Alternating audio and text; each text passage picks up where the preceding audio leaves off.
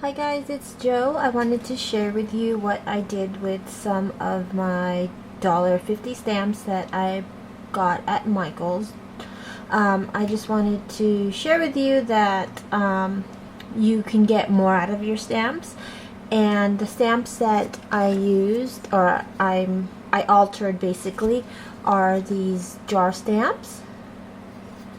And this has the hearts, the candy, and then this one has the peppermints or whatever inside. And I really like jar stamps because, you know, the mason jars and stuff. So basically what I did is I cut out the center so it doesn't have that image anymore, and now it becomes a mason jar stamp. So basically what I did, I got my X-Acto knife and I cut out the inside.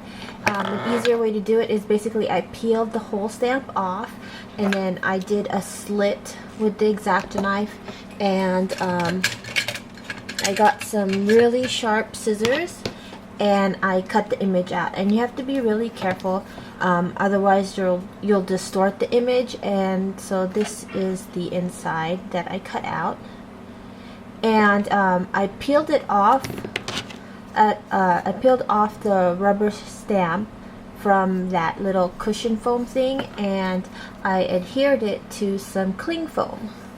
So that's what it looks like. So there's that rubber image, and then there's that cling foam. So now I can put it on a clear acrylic block stamp and stamp the image, and now I have a rubber wood block attached to the original stamp. So now I have two stamps, and I did the exact same thing for these two images here.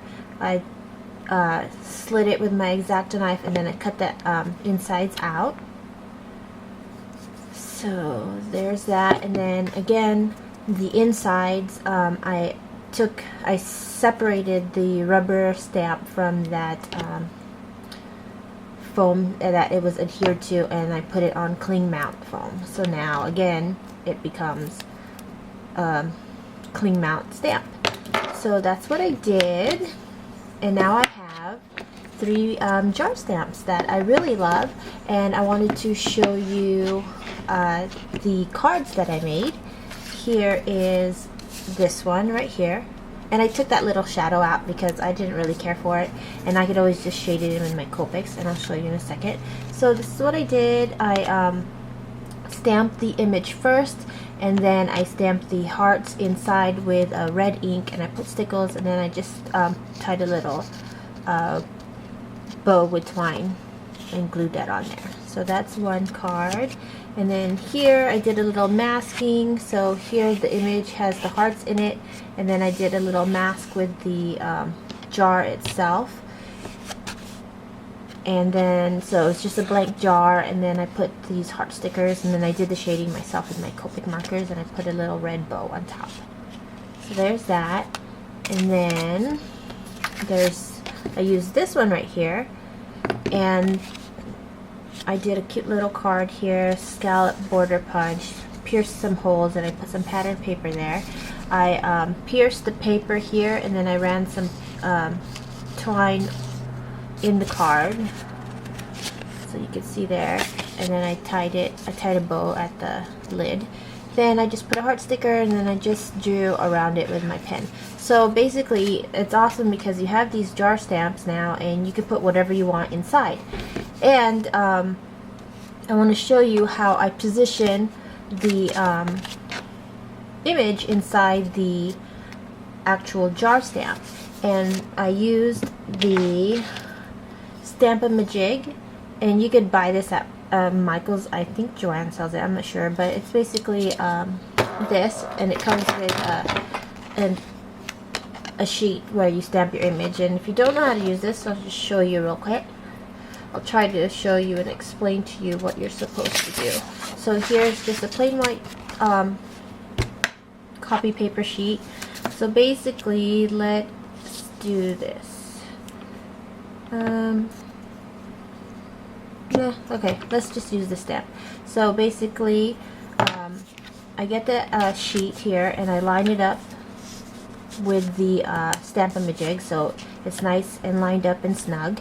I ink up the stamp image, and it doesn't have to be good, perfect. So basically I flush it with this corner right here and I stamp it, and then you wherever you want the image to be, like let's just get this other white piece of paper, put it right here, and I want to put it in the corner. I'll put the image right here, hold it, get the Stamp-a-ma-jig and line it up to that corner. Make sure that bottom paper doesn't move and make sure it's nice and flushed, okay? And that's where I want the image, and then I ink up my stamp again, remove that acetate sheet, and then put your blocks flushed with that corner and stamp. Okay, so there's that first image, and then now I want to stamp the hearts inside. So basically I put it on my acrylic block, okay, and then let's get a different color ink pad. Okay, and then basically you do the exact same thing with the Stamp-a-ma-jig. You get a clean corner, line it up flush with that Stamp-a-ma-jig corner there, and let me ink up my stamp. Okay, make sure everything's flush, and then you get the acrylic block and make sure it's flush with that corner and stamp it. Okay, and then you get your card, and wherever you want that image to be, that's where you place this acetate sheet. So I want it right there, okay, and hold it, and then get your Stamp-a-ma-jig, put it flush with that acetate sheet, make sure it doesn't move, like so. Okay, then take out your acetate sheet, ink up the image again, and then make sure the acrylic block is flushed with that corner, and then there you go. So that's how you use the Stamp-a-ma-jig and how you place your stamp images wherever you want. And I think it's really fun. And then here I used this image, this stamp right here, and I used the inside. I stamped it with red, and I stamped it, and then I stamped it again in black, and then I just cut that 25-cent image out, and then I just layered it on top of the red image, so you get that different color effect. So just wanted to share with you guys that what I've been doing with those stamps, and it's pretty cool because now I have 2 stamps, and now I have like these jar stamps that I really love. And I hope you guys like this video. If you guys want to try it, you're on your own. Just be very careful when you're cutting the image out, because you know you want to try to save the image so it still looks almost exactly like the stamp when you bought it. But just be really careful and precise when you cut it, and you'll end up with stamps like this. Okay, so there you go, and thanks for watching. Bye.